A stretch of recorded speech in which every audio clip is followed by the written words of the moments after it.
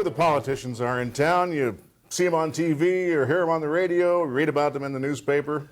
But I think like most towns, the real power behind the throne is behind the scenes, lurking in the shadows, pulling the strings. I'm Leon Warden, and this is Legacy, Santa Clarita's Living History, brought to you by the Santa Clarita Valley Historical Society and SCV TV. And with an introduction like that, I don't know if most folks would know that I'm talking about Wayne Crawford. I think I'm going to get up after that. Welcome to the show. Yeah. Oh, thank you. Joanne says thanks, I think. Yeah, yeah, she does.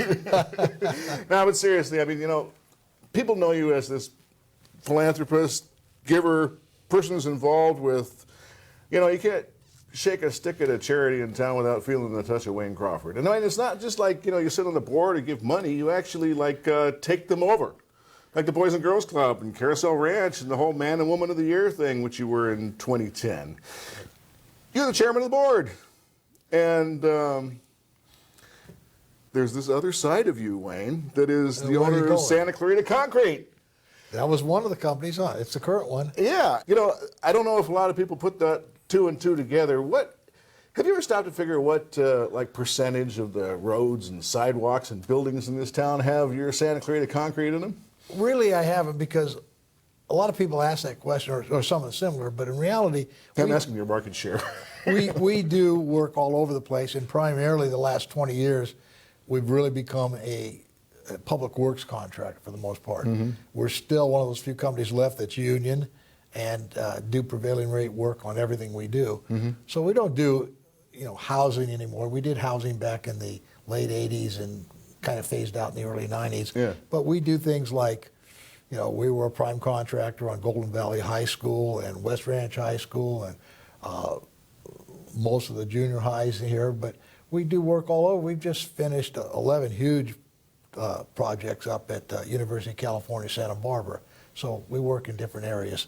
So as far as percentage of that, in reality, something that you probably wouldn't even think of, we have had, because the predecessor to Santa Clarita Concrete was BBB Industries, which was finished molding, millwork, mm-hmm. fireplaces, stairs, and that. And we did the finished carpentry and material on almost all the houses built in Valencia from about 1980 to about 1991. On the one hand, you're this industrialist. On the other hand, you're this philanthropist. And how do you see those going hand in hand? I mean, on the one hand, you're building the community, and on the other hand, you're building charities, and that sounds like it might be a natural fit. But if you take that to the nth degree, I mean, if other industrialists in town did that to the degree you do, they'd be sitting here instead of you. Oh, well. So, okay. What's your philosophy there? You know, it wasn't something that was planned. I got involved. We moved out here. We bought a house in '68. It wasn't built yet. We moved in the fall of '69, and we were the first house, what I call the north side of Lynch. It wasn't part of the old Orchard Village. It was in the Glen. Okay. And there weren't even streets at the time. There wasn't a McBean. There wasn't an old Orchard. And why they didn't go through? No, and everything was really still the onion fields and mm-hmm. stuff. But primarily they were carrots at that time. And one of the first things that I got involved with, and I'm not even sure why, was Valencia Glen was going to be the first development that didn't have a mandatory homeowners association because it wasn't tied to CC&Rs. Mm-hmm. And so I was asked to help form a voluntary association by Newhall Land. At that time, it was Valencia Company was just forming out a California land company. And I think it was Tom Lowe that actually asked me. And it's kind of funny because one of the first people that I worked with on that was this new kid that they just hired named Tom Lee. And so I've known Tom since right around the first day that he came to the company. We're at a Stanford Business School, I would imagine. Yeah, I'm not sure if he was from, but he probably was, because everybody at Newhall Land was, Stanford Business School. And so that's kind of how I kind of started to get involved in the community. And I was the second president of Valencia Glen Homeowners Association, and it was a voluntary thing. It was tough, as mm-hmm. you know. What were you doing at that time? At that time, you're leading into something. At that time, I still worked at Lockheed in the skunk works. Okay, I want to go there. I know I want to go there, but before we go there, let's go back farther. Okay. When and where were you born? I was actually born in Oakland, California. Oh, really? I never lived in Oakland, but my mom's doctor chose East Oakland Hospital, which I mentioned that to people today. It's not there anymore, but it was in what was later to become the real slum area of Oakland, down near where the stadium is now. But I lived in Hayward from the time I was born until my sophomore year of high school. We moved to Fullerton. You got a farmer or what? My dad was chief engineer at Hunt Foods. Really? And yeah, so he'd been involved in the food industry from the infancy of Hunt Foods, Hunt Wesson in those days. So I had the right industry. Just yeah. You had the right industry. And their corporate headquarters was in Fullerton. So in 1957, in the summer, we moved to Fullerton. And I finished, because I started high school there, we finished high school in Fullerton. So, you know, people say you're from Southern California. Yeah, but it was only 3 years of that time. And then I left home to go to college in 1961. Where'd you go? Well, I went to Berkeley, and then I finished up at UCLA. And that kind of got me into where you want to go. What'd you study, mechanical engineering? Well, I started out in civil engineering, but when I got to UCLA, I got married my junior year, and I went to the engineering placement office at UCLA and looked up on the board for a part-time job, and they had a part-time job. They just posted that day for something out at Lockheed, and I didn't know anything about Lockheed at that time or even where it was because I didn't know anything about the Valley. So I came out for that interview, and I ended up getting that job, and it was in the Skunk Works, which you know. Which is what? The Skunk Works was a super secret, in those days, organization within California company of Lockheed Aircraft Corporation. And they were a small organization. It was almost autonomous, and they had developed the U-2 originally, and then by the time I went to work there, they had developed a thing called the A-12, which is still never mentioned. And A-12 was the predecessor of the SR-71 and the YF-12A. And I was in a department called Flight Test, a very small little organization of which your dad was the department manager. And I've heard of that. You heard of that, even though he never told you what we did. You know, that's about all I heard of. You know, I mean, my dad went to work for Lockheed and out of, I guess, probably in the late 50s, out of SC. And I never, you know, I grew up in the same household. You know, now we're going to have to throw up a picture of my family picture or something. Of course, you're going to do that. But yeah, you know, he died in 1999, and I didn't start doing TV until 2001, 2002. And I've been focused on everybody else's life history. I never. You never went back to that one? Went and sat down with him and figured out his life story. Well, those days we took things very seriously when you were not allowed to talk to anybody about what you did. That included your spouse or anybody else, even within your own group. And aerospace in general, at that time, Lockheed had an organization in engineering. You had a department, and then within a department there was usually 2 to 3 groups, and then there was a division, and there was probably at the Skunk Works 2 divisions, but it was a very small operation. There were probably, when the U-2 was developed and flight tested and brought into service, there were probably only about 50 people totally involved in the whole thing, under Kelly Johnson, who was world famous for coming up with those ideas in a day when we didn't have computers yet. Even when I went into flight test in the end of '64, we still did not have calculators. They hadn't been invented yet. I remember the slide rules. Everything was slide rules. But we did have some mainframe computers, these big monstrous things that filled rooms, and they used water to cool them and everything else. But they were very restrictive of what you could do. You had to live in a 125K environment for programming, which today people couldn't even imagine what that is. I mean, the name of the icon uses more than 125K to graphic. But in those days, those aircraft, the U-2, I say the predecessor, and then the A-12, which started out being called the A-11, and it looks just like an SR-Y, but it's slightly smaller, and the chine, that part that wraps around, is slightly different in shape. But that was the most amazing aircraft ever built. It still is today. And that was the first and only aircraft that ever, to this day, flies in a Mach 3 environment. continuously. It's the only way it flies.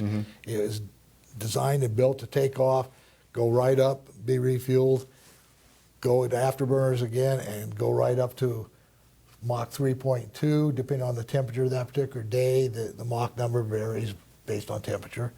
And the outside air temperature also affects what altitude you're flying at. And it flew in that environment for the course of its flight, and then came back and went subsonic and landed. So what were your responsibilities at Lockheed? When I first started, I was a junior engineer, and I was working for a guy that was kind of amazing in a lot of ways. His name was Crawford, Dale Crawford, and he kind of took me under his wing, and I became his key person within a month or so. And what we did is we got all the data from every day's flight, and at 6 o'clock, generally plus or minus a half hour, that data would come from the world famous Area 51. We'd flown in by Connies because we had 3 old Connies, and the records were all manual in those days. The instrumentation was on cameras, on 35 millimeter films that took pictures of, it was called automated observers, and it took pictures of gauges, basically, and you could program the rate of the photographs, whether it was once a second or 10 per second or once every 4 seconds.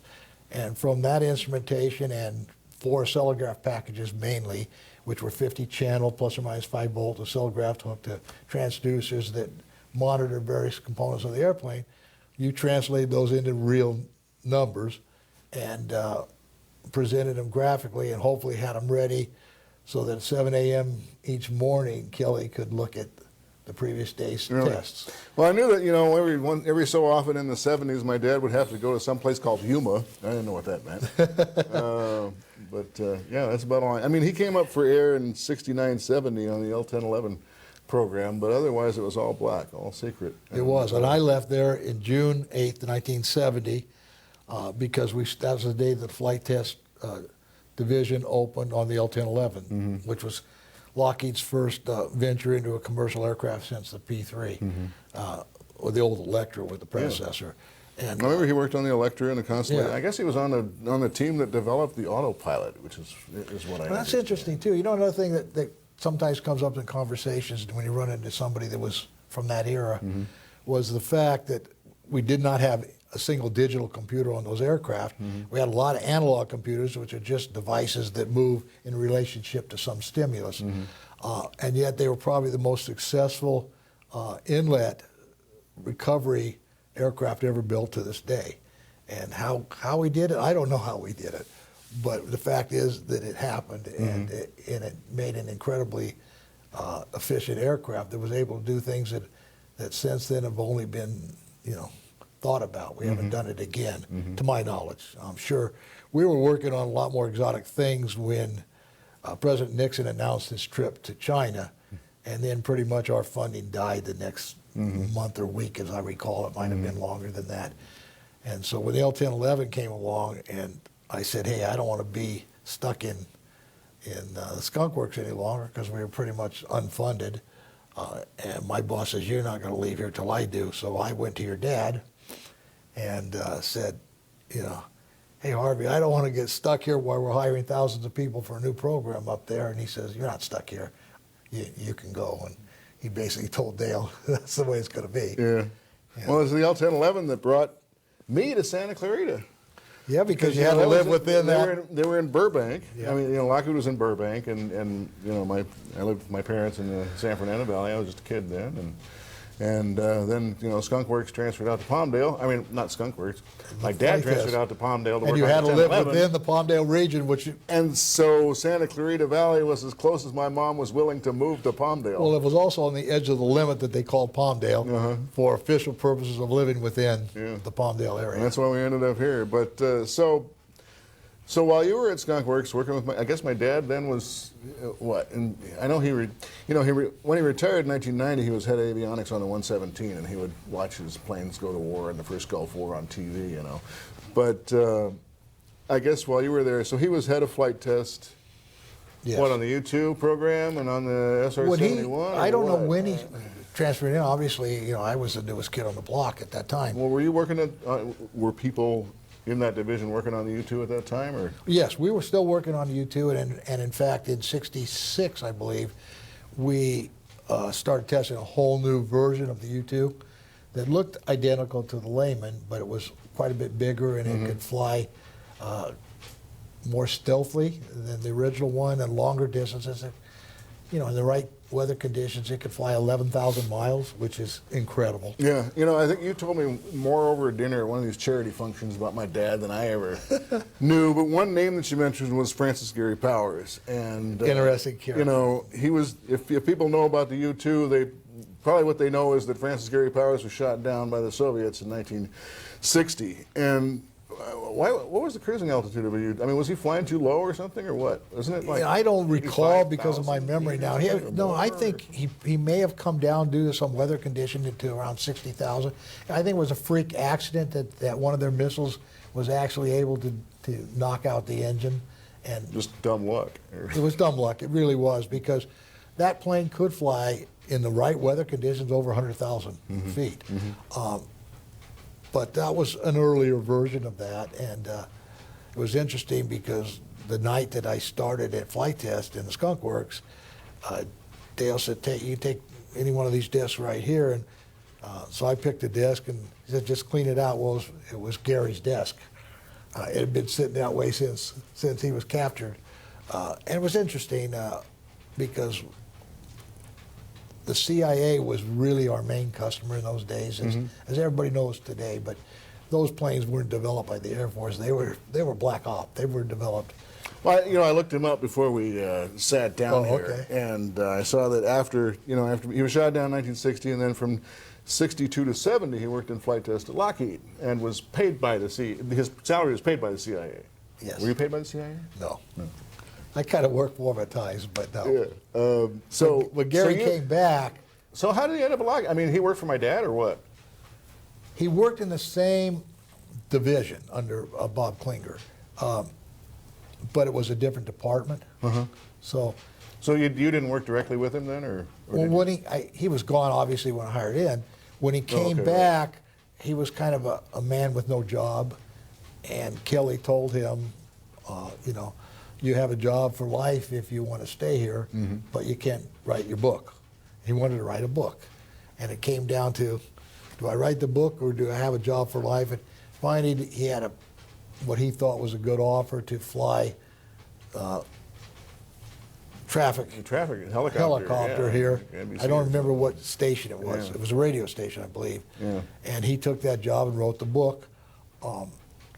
And the condition was, if you do that, you have to leave. And so he was around there. It doesn't seem like it was very long, maybe a year at the most after he was released. Oh, yeah. Before he went out on that, and then shortly after that, he was killed in an accident, in a flying accident. But there was most of the CIA pilots were kind of like Gary, very quiet. If you met him, you'd think maybe he was a milkman or something, but you know, just totally unassuming. And you know, some of our best test pilots were the most unassuming characters you've ever seen, and you wouldn't even believe that they were pilots if you just ran into a coffee shop and you were talking. You'd never figure that out. But it was quite a life. And most of the pilots weren't very big either, because the cockpit on those aircraft was really tiny. You know, to sit in there for a long period of time was tough. So you left before the L-1011 program. No, I left there to go up and work on the flight test on the L-1011. That was June 8th, 1970. Oh, okay. We ran that program, and shortly after we got you did up work there, on the 1011. I did. Okay. And shortly after that, I got promoted to a group engineer, which is the first level engineering management and flight test. Did you go on the Mother Grinning Bird trip? And which? On the Mother Grinning Bird? Remember that trip around the world on the 1011 to No, I did not do that. That was later on. I think that was part 74, of sales or something. Yeah. But we finished the test program in about 2 years, as I recall, and closed down that flight test program up there. And everybody in flight test was absorbed back into Lockheed California Company in Burbank and put in, of all things, we came out of engineering into computer and administrative services. Nobody figured that one out. And I think it's because at that time the engineering branch left in 0360 was just down to a few people, and all the main management people were absorbed into computers and administrative services. So you moved to Valencia in 68, 69 because of the 1011 program, or? No, I moved there because nobody wanted to live in the valley in those days, and after it became evident that this was going to be more than a part-time endeavor, and I'd been there a few years, we started looking around at a real place to live, not just a rented apartment somewhere near Burbank. And the two options were, at that time to us, Westlake and Valencia. Okay. Westlake, I thought in some ways had some nicer things. I think the initial setup was a little better than Valencia at that point. But it was an unbelievable drive. And people from the valley thought, oh no, it's just the end of the valley. No, it was a terrible end of the valley. And if you went to Valencia, honestly, I could get from the Skunk Works to my house in 18 minutes in those days. And, you know, people that never came over the hill thought it was southern Bakersfield. Yeah, right. But it was pretty close. Yeah. And you living where? Way out there? Yeah, way out there. And that's why we did that. And then everybody figured out that it's pretty close. That's right. They all came here. And things went crazy, didn't they? What was your first So impression? that's what got us what out was your here. first impression of living out here in the desert after coming from a place that wasn't desert? Yeah, that's exactly what it was. I like the fact that when we came out here, number one, it was wide open, but it really does have climates. It has winter and summer, and we, in the early days, we had Floods and fire today. we had several snows in the first 5 or 6 years we were out here. Some significant snows if you look at your records. It was just a great place, and it was wide open. There were no fences or anything at that time. It was pretty nice.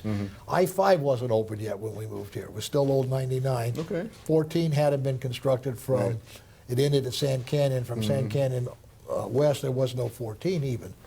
So it was pretty rural. It was kind of a neat place. There weren't very many people either, as you maybe or you moved here in what year? 70. 70. So Yeah, so that's about the same time. There weren't very many people, were there? No.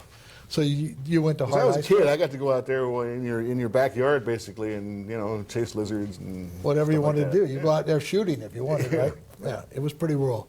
So that basically is how we got here. But to skip forward a few years, when I started in college, I always planned to go into construction or something of that field. Okay. This flight test thing and all that was just a detour along the way. And one day I'm sitting there, and every morning at 7:15 in the Skunk Works, there was a meeting. And then later on, when I was back in administrative services, it was the same thing, 7:15. And I look around this long conference table to go over all the issues of the day, so to speak. And you go from a senior vice president at the end of the table to all the different managers and stuff. And I said, who in the hell wants to have a career where all you could look forward to is moving around this table? And at that point, we were done with all the excitement of the Skunk Works and the certification of the L1011. That was an exciting thing. That's a 24-hour a day, disaster type thing. You're always going, no stop. And I said, that's not for me. And I had a friend that had suggested that I look at going in with him as a partner with one other guy and buying out this small company in Burbank that made pre-fit door jambs. And at the time, I was building a house at a time as a side job for extra income, and then selling it. So, long story short, I met with these people, and at first it went well, then it went terrible, and then finally it went back, and we ended up, the three of us, buying this little company called BBB, and they were on Empire in Burbank, right next to Lockheed. And in fact, the president of that company was director of material for Lockheed. He was in his late 60s, and he was getting ready to retire. They had retired at BBB, too. It was just a skeleton. There was nothing really there, but I didn't know any better. We paid $60,000 on that with the $20,000 down and a note for $40,000. And basically, after I was there a month or two, I figured out the only thing he had as an asset was they had a $23,000 federal tax refund coming, which was their only real asset. So it was a new life. I left there and I never looked back. You said you were building homes one house at a time and selling them on as a side. You weren't doing that in Valencia. Where were you doing it? In Wrightwood, where we could find a place. Okay. It was prices were different in those days. So you had a vacation house too, I take it.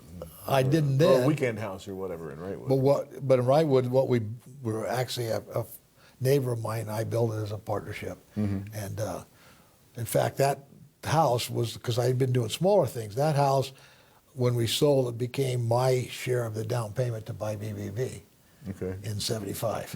And I also had, I think, 8 or 10 weeks of vacation coming, so I essentially took my 8 or 10 weeks vacation and hoped we'd make it. And it was a struggle for a number of years. So how'd you turn this door jamb manufacturer into Santa Clarita Concrete? Well, the first thing I did was look at the business model and say it's not sustainable, because they sold material to finished carpentry companies that installed it, but the packages had evolved to where home builders like Valencia Company and M.J. Brock and Pardee and that would buy that material as an installed package. They no longer bought labor and material separately. So my first observation was you had to be a complete package supplier.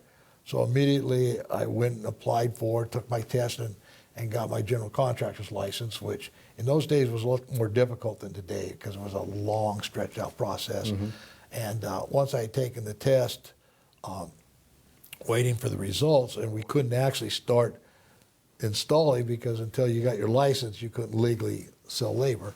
And that was dragging out. So I got a hold of Ed Davis, who had just, gone to state. You're a state senator. Yes. And he hooked me up with this guy called Hunt Brawley.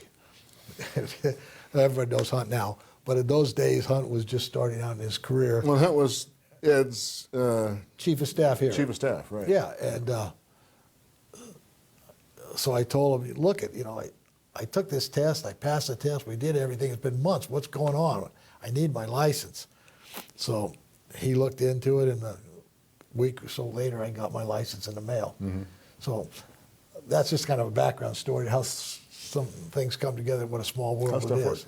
So from that point, and you're used to making a phone call and making stuff happen nowadays. Yes. That's what's getting at the beginning of the show there. That's right. Things have changed a little bit. Tie that back together, come back around with that That's one. right. Yeah. So from that, the next big obstacle was to convince a buyer, whether it was New All Land or whether it was Pardee or anybody else, that just because you said so, that you were qualified to do this.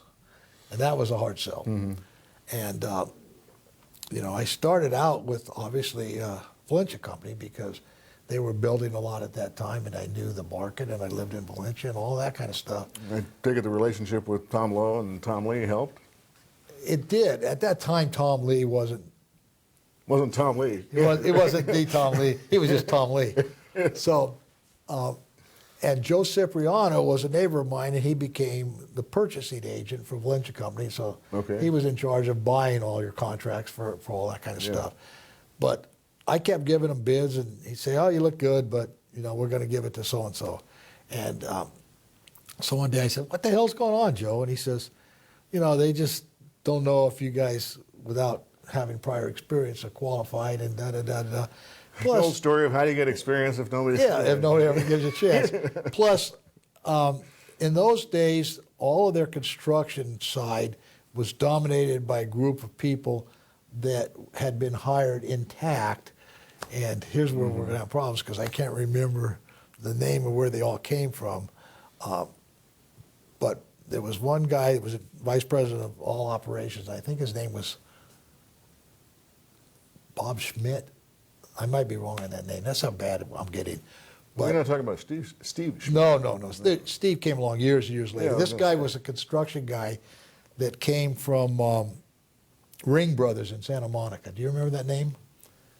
Ring Brothers was a home builder, and the owner of that I was... had forgotten the name Brock until you mentioned it. Brock built my mom and dad's house. Ring was a dentist who went into home building sometime decades before that. It was out of Santa Monica. And Bob, whatever the last name was, and Hal Malloy, who was general superintendent, came from Ring Brothers. Okay. And all the subs they had came from Ring Brothers. That was a hard one to sell. And I wasn't getting anywhere. So finally one day I said, I'm just going to go over, around everybody. And I called Pete Kramer. Do you remember Pete Kramer? That time Pete Kramer was the president of Lynch & Company. Pete and I had worked on some community things and stuff.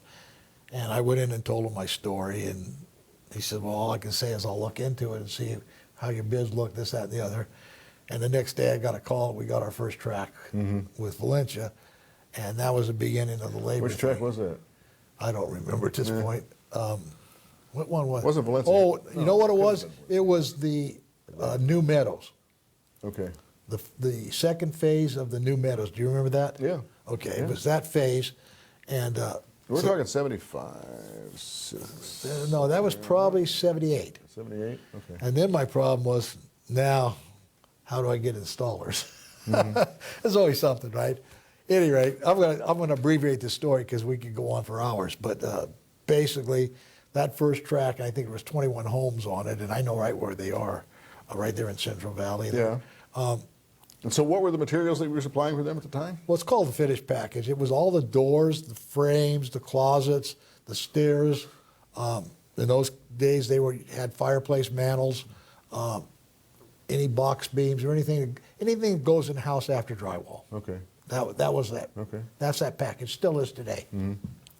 So that's what we were supplying on those. And the New Meadows were kind of an in-between range, so they had a lot of stuff in them. So I was able to hire one pretty good old finished carpenter, and he had a son that was pretty good, and myself, and that was it, to get started. So You were doing the physical labor? I was doing installing on that track. But it slowly evolved, and we ended up, we reached a point where we ended up doing every house in Valencia for about 6 months after that until... With the finished packages? With the finished package until they quit building homes in '91. And over the years, we got in with M.J. Brock. And in '91, they went to, it all became merchant builders. They were... Well, that was when there was a severe housing recession. Right. And that recession in Southern California lasted from '91 to 2001. It was a long period. There were tracks. I don't think of it as being that long, but okay. Well, depending on where you It were. was in the early We 90s. finished a track in September of '91 for M.J. Brock in Courts Hill.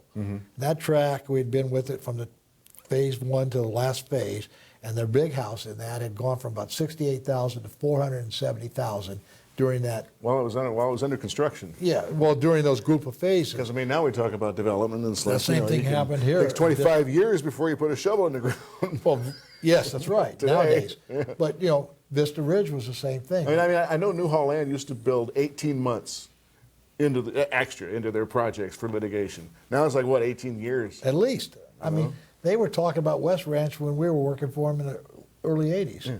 So it was that kind of a deal. But Newhall Ranch, the 70,000 homes that everybody's waiting for, was approved in 2003.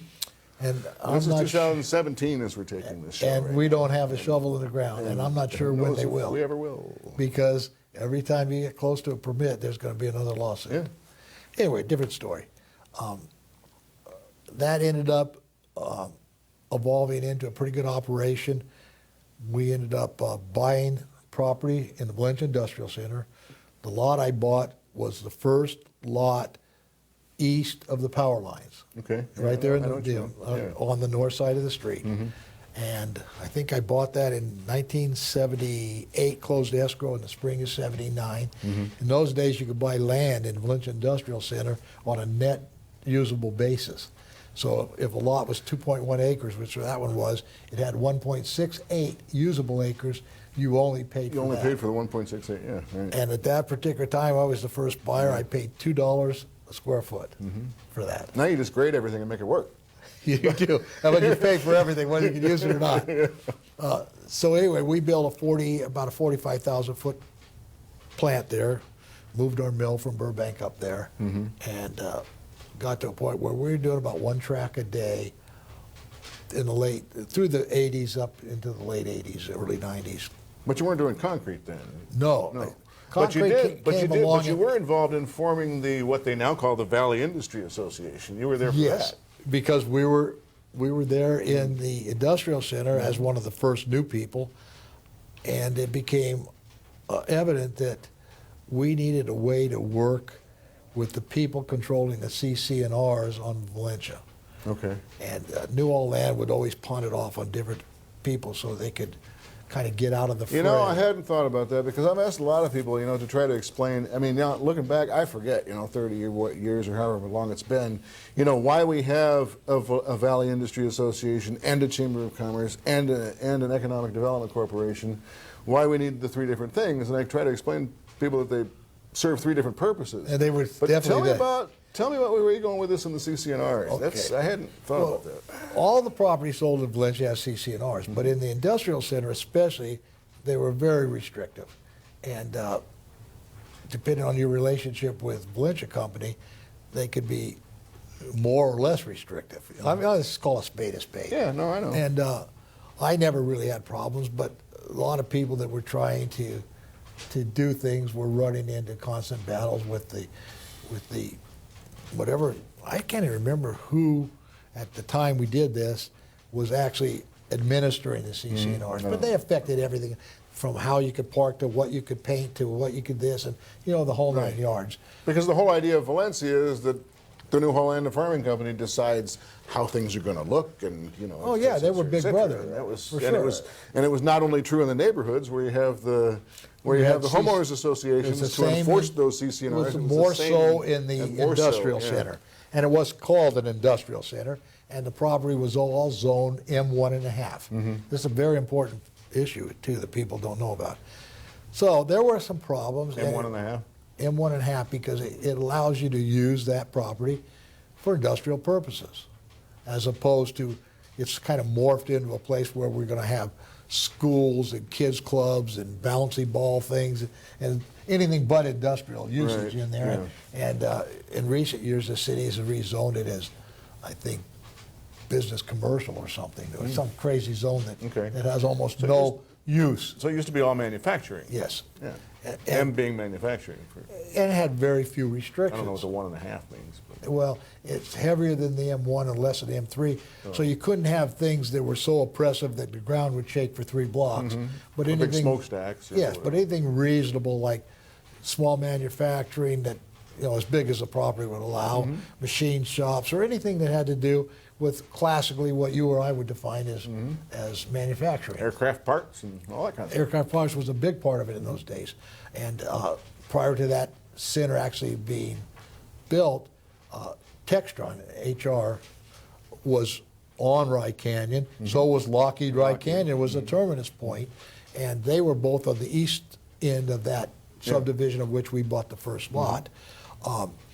And at that time, Gruber Systems was also in one of the first 7 lots that were carved out in 1966 for the first phase of the Valencia Industrial Center. There were 7 lots in that phase. I still own one of those, by the way, today. Which one? Avenue Stanford. HD Supplies in it, HD Waterworks. Okay. You know where that is? Right there on the turn on Avenue Stanford. Yeah. And it was next to Sauce, which was one of the original owners, and then Gruber Systems.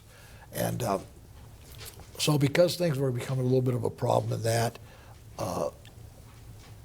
I talked to Lou Garossi, or I can't remember if he called me or I called him, and he said, Wayne, we got to get together and see what we can do. And he says, I know Sam Garcia pretty well. He was the president of HR Textron.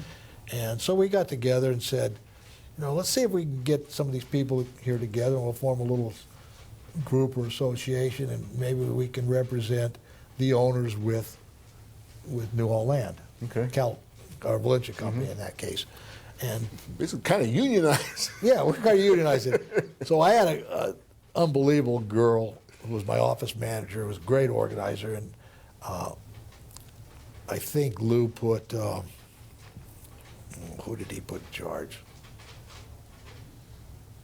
Okay, we'll think of it after the show. I will, after the show, I'll tell you who it was. And Tom had Sam had somebody that he did assign to that. And together they just, Well, my mom worked for Sam. your mom did work for Sam at that time. And in fact, I think that your mom, Connie, ended up being one of the ones that was really closely involved with our little group to help get it going. And so Marie Stokesbury was my office manager, and she was very active in it, and she worked with your mom in that. And essentially, we formed the Valencia Industrial Association. And it was a tough struggle because there weren't very many possible members in those days. There weren't a lot of lots yet. I hadn't remembered that part about basically organizing to deal with the. That's with what the it was about CCNRs in originally. Holland, yeah. You know, I'd forgotten that. Textron didn't have a problem with them, and I didn't because I knew all the right people there, and Lou didn't. But all the other people that were doing smaller things or starting, you know, there were some multiple use tenants in that second phase, and a lot of them were having problems with, you know, they get cited because they parked their truck by the front door, or they get cited because they put a sign on it was the wrong sign. Well, I know those CCNRs could be onerous, and you know, I don't live in an HOA, and neither do you. I do not. That's right, and I won't. But yeah, that's kind of how it started from there, and it evolved into what it is today. And that's Take what. me up to concrete. I'm waiting for the concrete to start pouring here. As the 80s went along, we were doing more and more of this work. I started to see that there had to be an end to the cycle, because there's always cycles in housing, there's always cycles in everything else, and that this package was going to be one of the first that could be bypassed in two ways. Finish as a package could be done as it had been before that by Finnish carpentry contractors, just supplied labor, but they had reached a point where they couldn't get the material competitively by the time we came along. And so we were selling a lot of material to a lot of our competitors. And I could mark that material up 20 to 25% wholesale, which would give me enough money to handle it, package it, and have a little bit of a profit before they even got it, and gave me a competitive edge as a finished contractor. But I could see the writing on the wall as things would go into a recession. And we were going to need to have higher revenue streams in order to offset administrative costs. G&A are always a big part of any operation. And I was looking around what part of construction that we're involved in had a vulnerable entry point. And concrete was it to me, because there were, in this greater region, there were three companies dominating it. They all had some problems. Well, you mean like Gillibrand and Curtis and Yes. who else? And well, you had Vulcan, I guess, maybe. No? R.E. Job was one of the biggest ones. One of the recent ones that had started a few years before that and kind of through Newhall was Sanchez Concrete. But they were involved in some real problems with taking some shortcuts and leaving hardware out and da-da-da-da-da, some of which had got swept under the rug, but you've probably read about it in a few lawsuits. At any rate, I looked at that, and I had run into a guy that was a superintendent for R.E. Job, who had been trying to find somebody to go into business with him for a new residential concrete company. And his name was Danny Mayers. And he was kind of a crazy wild man and stuff. And I used to go out on jobs just about every day in those days, so I knew all the contractors. And all the contractors were very close in the 80s and late 70s and 80s, and they all did things together, and they all went to the same functions, and they all did the same things. It was a pretty small, tight-knit group in those days.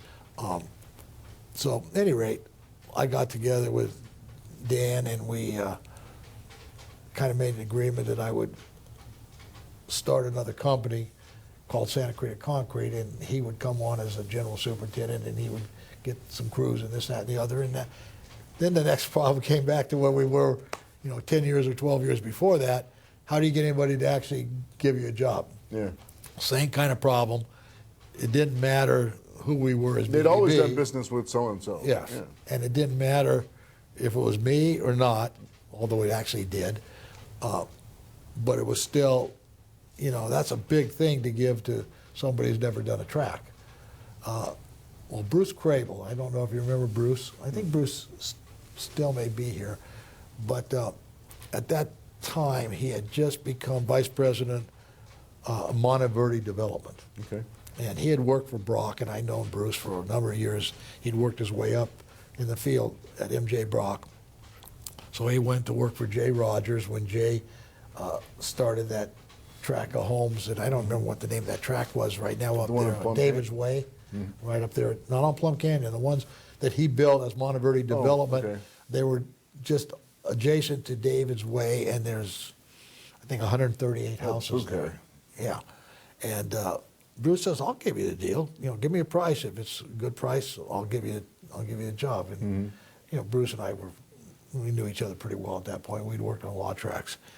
And so that was our first track. And then when I got that track, then Sydney gave me a track at Valencia, and it just kind of went from there in that. And then from there, we started working for Pardee in that field. So it gave us a much bigger revenue stream. And it gave me an avenue to be prepared when the market shifted in '91, when housing production went down 80% and everybody was scrambling to stay alive. The finish business did exactly what I said it would do. Anybody with a hammer and a saw started their own, you know, labor group working out of their house, out of their pickup, and the big suppliers started selling direct. You know, where we used to buy a carload of raw material, bring it into Saugus Station. I'd send truck and forklifts over there. We'd load them, bring it back, and remanufacture it. The big mills started selling like LP, which would sell to an individual, one house at a time. Well, how do you compete against that? And that's what I expected it to happen. Yeah. So we kind of de-emphasized the finish part, but didn't get out of it, because I still had a lot of people working there, and I still had one of the two partners that I told you about when we started. The other guy disappeared the first year. He hightailed it, but the other gentleman who I met the day we made the decision to do it, was getting up in years, and it was, you know, looking for a few more years before he retired. So his name was Earl Hertel. So I told Earl, as long as you want to work, you know, we'll keep that company going. And I had a lot of key people, one of which was Leo Cook, who had become my general superintendent, lives here in town. He owned Mulligan's by that time. Oh, yeah. We offered Leo a piece of that company, kept going until Earl retired, at which time, at that time I owned about 70% of the company. I essentially gave that to Leo to keep going as long as he wanted, and I just continued to go with the concrete company. Yeah. What's the source of the concrete? Where's the quarry? I mean, I don't even know. Where's the what? Where does your concrete come from? Well, the concrete itself comes from all over the place. Concrete is one of those commodities that freight is the key component of it, and two things happen when you use concrete. Number one, once you add water, you only have a 90-minute life, especially in really tight spec jobs. After 90 minutes, you can't use that concrete. You know, they're not going to allow you to take it out of the truck. So your delivery source has to be close. So the ready mix itself we buy from, on any particular job, who's most competitive at bid time on that job and can best service the job. Our job is to use that concrete and get it constructed into what it's supposed to be. The most unforgiving portion of any construction is concrete, because it starts to go off at 90 to 120 minutes, and another hour later it's concrete. And if it's not right, you got to take it out and start over. It's a big job to start over. It's not forgiving. It's not like you frame a wall and it's 2 inches off. You take the nails out of the plates, you move it over 2 inches, or you got a bad stud, you knock that stud out, you put a new stud in. Concrete's the most unforgiving thing. And people ask me, Dale Donahoe, Intertex, Wayne, why in the hell would anybody ever want to be in the concrete business? I don't have an answer, Leon. Did you foresee that when you were back studying in college? No. To be a civil engineer? I mean, it's kind of related, sort of related to civil engineering. I mean, Well, all construction you're building things. All construction is. It's just that when you're back at that level, you're not looking 50 years ahead. No. you know, and it's been more than 50 years. I've been I married. studied political science. I'm trying to figure out why. Well, because there's something that's always changing, right? It's never the A same. lot of good it did me. Before we leave this period here, there's something else that you and Lou Grassi and my mom did.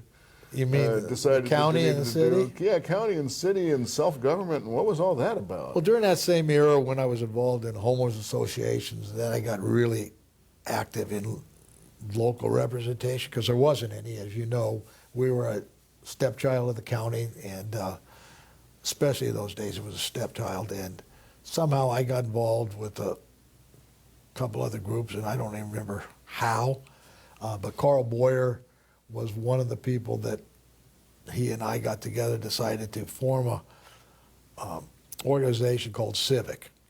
And the idea was that we didn't really want to become a city as much as we want to become a separate county. You want to be left alone. We want to be left alone. There had been a city attempt here back in the early 60s that didn't get very far. I believe it was in 62 or 3. Yeah, I remember Andy Martin taking credit for that. Yeah, well, Andy Martin took credit for a lot of things, but and there were a lot of other people back in those days that took credit. But anyway, long story short, it never went anywhere.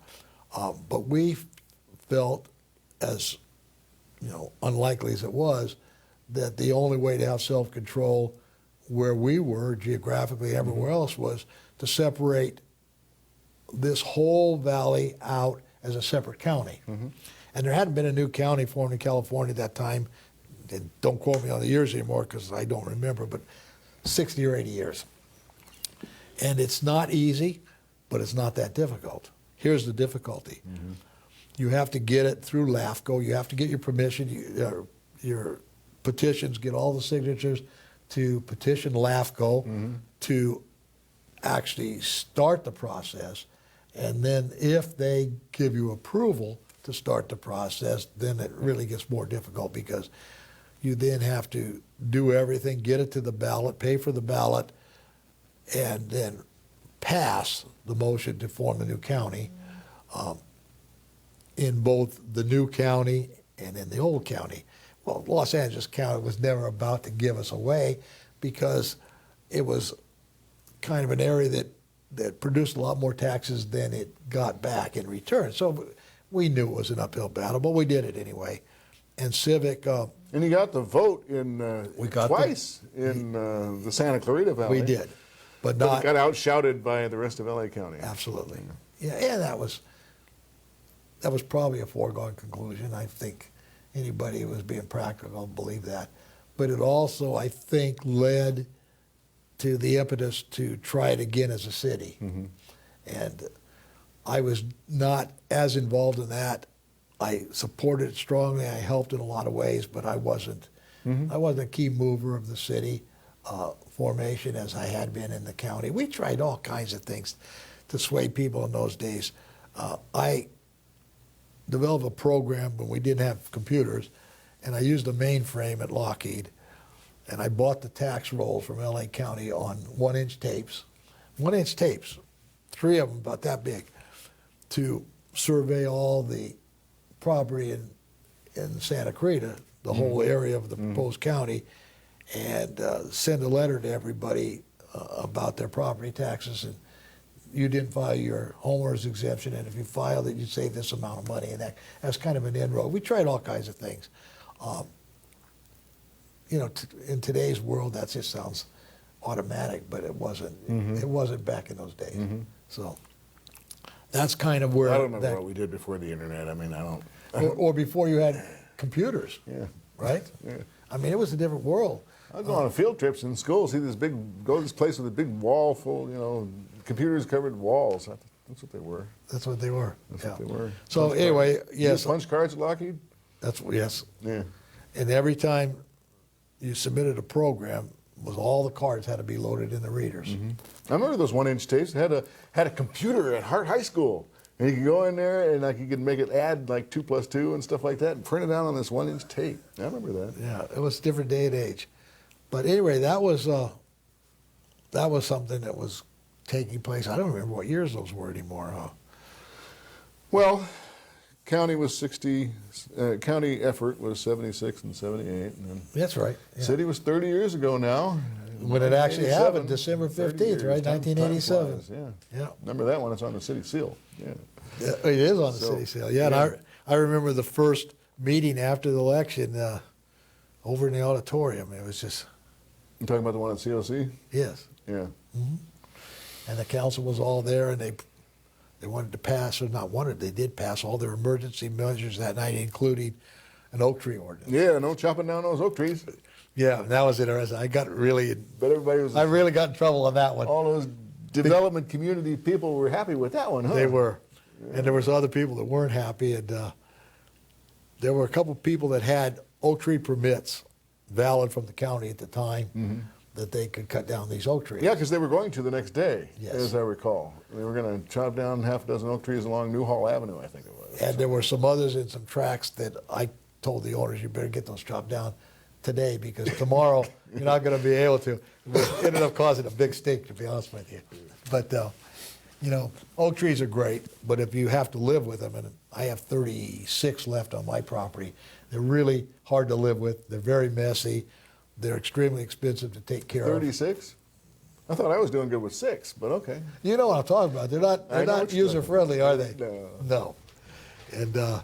And they do grow like But weeds. they provide shade. They keep the house cool. They Guess do. They're growing right over the house. I'm going to have to do something about that one of these days. Yeah, but Yeah, I know. It's interesting because when we did the revision on the oak tree ordinance, I thought I talked planning, Lisa Hardy especially, into let's put a provision in the new oak tree ordinance that exempts oak trees that are over existing houses today. And you know, go ahead, do whatever you want with all the rest. But if a house already has existed and this oak tree is over the top of it, that tree should be exempt from the ordinance, because it is a situation that requires constant handling, and it sometimes can get extremely dangerous. On and on and on. She thought that was a great idea. Pulskamp thought it was a terrible idea. He vetoed it. we got to wrap this up one of these days here. I know, because we haven't got very far. Where do you want to go? You want to go to Carousel Ranch? You want to go hospital? You want to talk about the hospital for a minute? I got a kind of a funny background with the hospital because of being in Valencia Glen and being the president of Valencia Glen Homeless Association across the street from where the hospital was to be. We were kind of in a unique position at the time. And originally, in the master plan that was adopted in 1965, the hospital was going to be over on Magic Mountain at what would be the corner of McBean and Magic Mountain today. History would prove that that was very bad soil and a very expensive place to build a hospital. Was that what that was about? Is that why you didn't go there? That was the main reason. So New Orleans somehow evolved the hospital to be over on McBean at approximately the intersection of Old Orchard and McBean. Where it is today. Where it is today. Right. And never really told anybody why, but you know, obviously I know why and was involved in that. And the original hospital in the master plan was a 120-bed hospital. Then when they went to the application, they applied for an application for 600 beds, which was immediately cut down to 300 beds, to which I said, you're not going to build a 300-bed hospital in that location, and I'm going to make your life miserable, and you're not going to build it. Long story short, we compromised on 120 beds, and I ended up becoming one of their strongest supporters. Baxter Ward wanted... So you were the, I don't want to use any names, but yeah, you were that person back then. I was that person, and Baxter Ward was going to get New Orleans at any cost, and he was never going to allow that. And when I came out and said, now we've got a compromise, we're going to support a 120-bed hospital, he was devastated. I don't know if you Baxter was? Oh, the guy was unbelievable. He was unbelievable. Anyway, that was that history there, and then I became, as you know, very involved with the hospital from that point to today. It's a hospital that's done a great job under Roger Seaver. It's been unbelievably successful, and we couldn't ask for a better hospital. And now it's growing, and you don't live there anymore. No, but I still support the hospital. Okay. Hey, it doesn't matter where you are in the valley today, you can't get from A to B. It's just total congestion. So that's the hospital story in a nutshell. You live in Sand Canyon. What's Yeah, we moved from Valencia Glen. After 10 years, we moved to Sand Canyon. Been there since 1978, September. And How's life in Sand Canyon? it's changed too. Like everything else, it's changed. But we won't leave there. We never will leave there. It's a great place to live. The kids, you know, at first weren't sure they wanted to go over there. My daughter finished the 6th grade over here. We're driving back and forth. The other two went to school over there from the time we moved in 78, and went to Sierra Vista and Canyon High School. So what motivates you today? What do you like doing? Well, I like being able to get up in the morning and go to work. Everybody says, why do you work? I don't know if I have the right answer to that, but I work for a number of reasons. One, I won't let go. So that's probably the main reason. It requires that you discipline yourself to a certain degree, even though it's not certainly the degree it used to be. And yes, I'm extremely involved, as you mentioned, I think before we started this, with a lot of charities. Carousel Ranch is very dear to me, as you know. Boys and Girls Club, as you know, I'm the president of the board, have been for the last 2 years, and was the president of the foundation board before that. Came in when they were about bankrupt, and really struggling to stay open. And I can say today that officially BGCA this week just elevated them to the next level status of being well run and financed. And financially managed. Yes, and that's a great thing we were looking forward to. We have a new CEO in Matt Nelson, who I think is going to keep the club in great shape for the next 20 or 25 years. I hope he lasts as long as Jim Ventris did. Carousel Ranch is doing fantastic, as you know. Even though everybody involved, we're aging, but we are paying attention to succession plans for Carousel. They do an unbelievable job with the kids, and Ready for Work program that we started 2 years ago for young people that have basically aged out of the process of every other kind of help, can enroll in this program that we've started to try to get them to a level where they can lead some sort of a productive life on their own, get a job that's a meaningful job, get them out of the home or wherever they were spending their time. And it's been unbelievable. You know, when we started this 2.5, 3 years ago, we were just hoping that it might lead to something. But in some ways, it's kind of taken on a whole life of its own. Looking back over pushing 50 years in the Santa Clarita Valley, what are you most proud of? The hospital, Carousel, Boys and Girls Club, Child Family. Child Family, even though I'm not strongly involved with it today, I got together a group of contractors. We built the first Child and Family Center out in Canyon Country for Liz when she started. She had no place to go. And, you know, I went to that same group of contractors I was telling about earlier, and together we supplied everything free to build that first unit for Child and Family. And look where they've grown today. My family's all here, which is fantastic. You know, I lost my middle son a few years ago, which has been a real tough thing, but he's left a legacy in a lot of ways. He had a tremendous number of friends. At the memorial service, there were nearly 700 people that showed up at the church from Heart Baseball, and he was involved in AA, as you know, and there was probably 400 people from those two organizations there, and my daughter and my son and my daughter-in-law, all my grandkids are all here. My oldest granddaughter is going to be leaving in a week, moving to Washington, D.C. That's going to be... Was that right? That's going to be a loss in some ways, but I'm excited for her. She's going to be 25 in January, and she works for Nestle's in their corporate offices that are moving from Glendale to an outskirt of Washington. It's not in Washington, D.C., but from her office, you look right at the Washington Monument. I'm not familiar with the names of the areas, but it's going to be a great opportunity for her at that age to be able to move to kind of the power city of the world. Yeah, but you've managed to plant some roots here in your kids, and we've had a good life. You're still involved with Valencia Acura? Yes, Still got a piece of that. And then, still on half of that.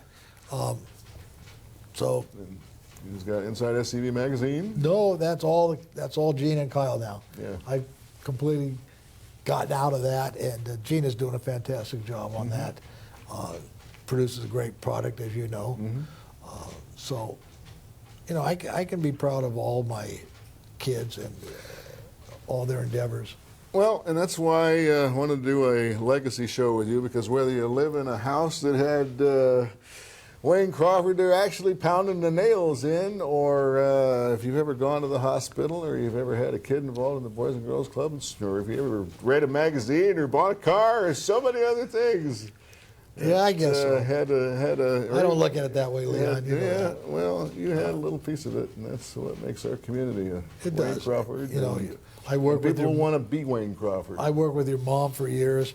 She was involved in everything, as you know, and it's kind of sad in some ways that we're not seeing a new generation stepping up the way we saw it, you know, in the last 50 years.